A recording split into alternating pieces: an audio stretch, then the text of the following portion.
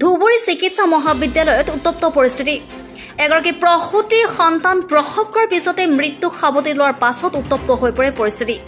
চিকিৎসকৰ গাফিলতিৰ অভিযোগ, চিকিৎসা মহাবিদ্যালয়ত ৰোগী চিকিৎসাৰ বাবে চিকিৎসক নোপোৱাৰ অভিযোগ, সিকিউৰিটি গাৰ্ডৰ ওপৰতো ভয়ংকৰ অভিযোগ ৰোগীৰ আত্মীয়ক প্ৰৱেশ কৰিবলৈ নিদিয়াৰ অভিযোগ, ৰোগীৰ মৃত্যুৰ পিছতে চিকিৎসা মহাবিদ্যালয়ত ৰোগীৰ আত্মীয়ক প্ৰৱেশৰ অনুমতি দিয়াৰ অভিযোগ সিকিউৰিটি গাৰ্ডৰ বিৰুদ্ধে। আৰু ঘটনাস্থলীত কলেজ নগৰ আৰক্ষী উপস্থিত হৈ পৰিস্থিতি নিয়ন্ত্ৰণ কৰে। পুনৰ জনাইছো, ধুবুৰী চিকিৎসা মহাবিদ্যালয়ত উত্তপ্ত পৰিস্থিতিৰ সৃষ্টি হৈছে। এগৰাকী প্ৰসূতি সন্তান প্ৰসৱ কৰাৰ পিছতে মৃত্যু সাৱটি লোৱাৰ পাছতে উত্তপ্ত হৈ পৰে পৰিস্থিতি। চিকিৎসকৰ গাফিলতিৰ অভিযোগ, চিকিৎসা মহাবিদ্যালয়ত ৰোগী চিকিৎসাৰ বাবে চিকিৎসক নোপোৱাৰ অভিযোগ উত্থাপন কৰিছে। লগতে সিকিউৰিটি গাৰ্ডৰ ওপৰতো ভয়ংকৰ অভিযোগ ৰোগীৰ আত্মীয়ৰ, আৰু ৰোগীৰ আত্মীয়ক প্ৰৱেশ কৰিবলৈ নিদিয়াৰ অভিযোগ, ৰোগীৰ মৃত্যুৰ পিছতে চিকিৎসা মহাবিদ্যালয়ত ৰোগীৰ আত্মীয়ক প্ৰৱেশৰ অনুমতি দিয়াৰ অভিযোগ সিকিউৰিটি গাৰ্ডৰ বিৰুদ্ধে।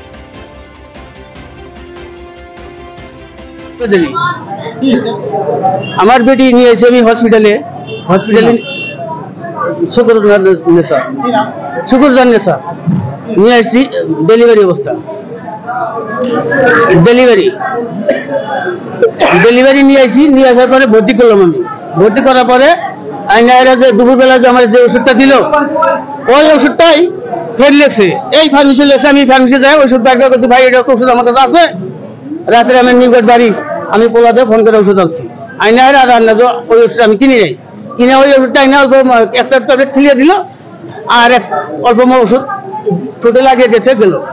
গেল ডাক্তার গেল, আর ডাক্তারের কোনো খবর নাই। 24 রাত গেছে, ডাক্তার সিস্টেম একটারও খবর নেই। ডাক্তার যাই আসু কয় কি করি আমি, অনেকেই হয় পয়লা চলি পয়লা দিকে তার আর কোনো ট্রিটমেন্ট নাই, ওইভাবে মরুক, এটাই আমার সিদ্ধান্ত। মানে গোটে রাতি বলছে কোনো ট্রিটমেন্ট নাই। তারপিছত রাতি পরে আহি পেলে সিস্টেমে গেলে চাই পেলে ডক্টর নাই, চাই পেলে কেনেকে কি করছে লই গেছে আমার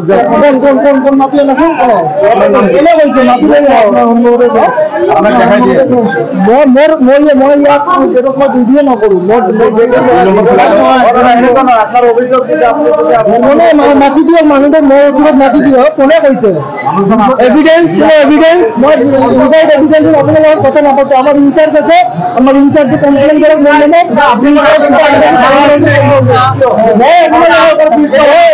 মই ইনচাৰ্জেৰ